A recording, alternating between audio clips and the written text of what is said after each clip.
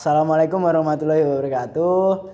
Teman-teman, kembali lagi dengan kita tanya ya Pak Ustadz. Jadi kali ini saya sudah kedatangan salah satu siswa dari MTS 65 yaitu Uyip. Jadi dia akan bertanya-tanya kepada Pak Ustadz Aufa dan kita akan sambungan langsung dengan Ustadz Aufanya. Jadi apakah pertanyaan dari Anda tentang masuknya Islam ke Nusantara? Assalamualaikum Mbak. Saya mau tanya, teori Islam masuknya ke Nusantara itu ada berapa? Terus dari mana dan kapan? Kata guru saya tuh ada 3 teori, 4. Tolong jelaskan Mbak. Makasih sebelumnya. Waalaikumsalam warahmatullahi wabarakatuh. Ya, bagus pertanyaannya. Namun jangan memanggil saya Pak karena saya masih muda. Untuk teori masuknya Islam ke Indonesia, sebenarnya ada banyak. Tidak hanya ada 3 ataupun 4. Teori-teori dan pendapat-pendapat tersebut punya dasarnya masing-masing.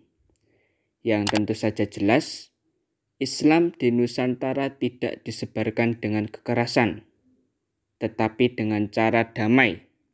Misalnya dari para wali songo dan para pedagang Arab yang ramah tamah.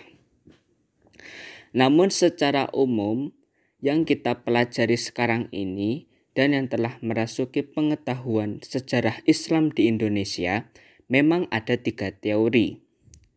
Yang pertama adalah teori Gujarat, India. Lalu yang kedua, teori Persia. Dan yang terakhir, teori Mekah. Menurut teori pertama atau Gujarat, Islam masuk ke Indonesia melalui para pedagang Gujarat, yaitu dari India yang beragama Islam pada abad ke-13 Masehi.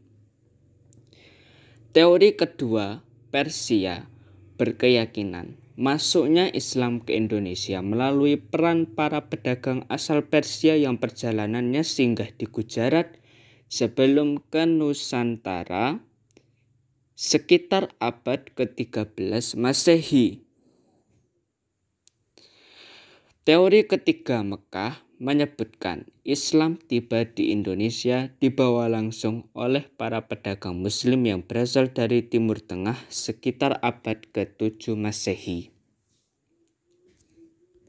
Namun ternyata pengetahuan kita telah dirasuki oleh para orientalis, peneliti barat tentang Islam yang mayoritas mereka sangat membenci Islam dan selalu menyudutkan Islam. Pendapat mereka yang telah menjadi pengetahuan umum kita bahwa Islam masuk di Indonesia itu pada abad ke-7 Masehi dan abad ke-13 Masehi. Pendapat ini didasarkan oleh 2 asumsi. Pertama, bersamaan dengan jatuhnya Baghdad pada 656 Hijriah di tangan penguasa Mongol, hingga para ulama melarikan diri ke Kepulauan Nusantara.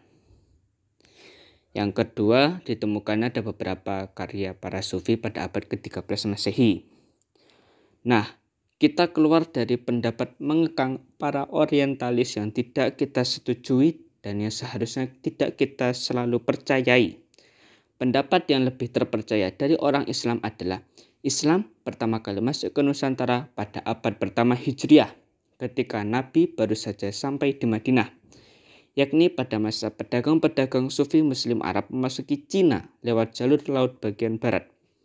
Kesimpulan itu didasarkan pada manuskrip Cina pada periode dinasti Tang. Manuskrip Cina ini mengisyaratkan adanya pemukiman sufi Arab di Cina yang penduduknya diizinkan oleh kaisar-kaisar Cina untuk menikmati kebebasan beragama. Cina yang dimaksudkan dalam manuskrip pada abad pertama Hijriah itu tiada lain adalah gugusan-gugusan pulau di timur jauh, misalnya Filipina, Thailand, dan tentu saja Indonesia. Pada manuskrip Cina itu pula terdapat informasi mengenai jalur penyebaran Islam di Indonesia. Disebutkan masuknya Islam bukan dari 3 jalur emas Arab, India, Persia sebagaimana tertulis dalam buku-buku sejarah yang ditulis para orientalis, namun langsung dibawa dari kaum-kaum Arab, sahabat-sahabat Rasulullah yang menekankan pedagang yang dibawa oleh para pedagang Arab. Baik, untuk teori ini saya akan menyebutkan beberapa bukti. Yang pertama adalah bukti bahwa Islam masuk ke Nusantara pada abad ke-7 Masehi menurut para orientalis. Yang pertama, pedagang Muslim dari Timur Tengah tiba pada abad ke-7 Masehi. Pedagang-pedagang Arab yang banyak berlabuh di Sumatera Utara sebagai sentra perdagangan rempah-rempah pada abad ke-7 Masehi. Pelabuhan di Sumatera Utara menjadi tempat strategis untuk menunggu angin musim dari timur laut ke barat yang bentuknya dimanfaatkan Muslim Arab untuk menyebarkan Islam ke Indonesia pada abad ke-7 Masehi. Saudagar Muslim Tiongkok dari kerajaan Taji mengikat hubungan diplomatik pada Nusantara pada abad ke-7 Masehi, 630 hingga 655 Masehi. Raja Taji, sebutan Muslim Tiongkok, menyebarkan pundi-pundi emas ke Jepara. Nah, ini yang perlu kita percayai, 7 Masehi, 1 Hijriah. Lalu kita berpindah ke pendapat orientalis pada abad ke-13 Masehi. Buktinya, yang pertama ada batu nisan bersejarah dan kerajaan Buddha Sriwijaya diganti dengan Kesultanan Islam di Samudra Pasai. Yang ketiga, ditemukannya beberapa karya sufi pada abad ke-13 Masehi. Yang keempat, ulama besar ilmu Ibnu Battutah pernah singgah di Samudra Pasai. Dan Marco Polo juga pernah singgah di Samudra Pasai. Ada nisan makam Raja Samudra Pasai Sultan Malik As-Saleh yang bertuliskan tahun 1297 Masehi. Yuk, gas. Terima kasih Pak Ustadz atas jawabannya. Ya, tadi itu adalah pertanyaan dari salah satu siswa MTS 6 Sleman. Ya, semoga dari sini kita dapat mengambil hikmah-hikmahnya dan semoga dari ilmu yang telah disampaikan Pak Ustadz Aufa dapat menambah wawasan kita dan memberikan kita banyak manfaat. Ya, terima kasih. Jangan kemana-mana, tetap di sini. Ya, itu adalah video dari teman-teman saya. Terima kasih telah menonton. Wassalamualaikum warahmatullahi wabarakatuh. Mas. Assalamualaikum warahmatullahi wabarakatuh. Pak Ustadz. Pak. Assalamualaikum warahmatullahi wabarakatuh, teman-teman. Lu udah tahu nih, cek lagi. Take my hand, finish my drink, say shall we dance? Hell yeah. You know I love you, did I ever tell you?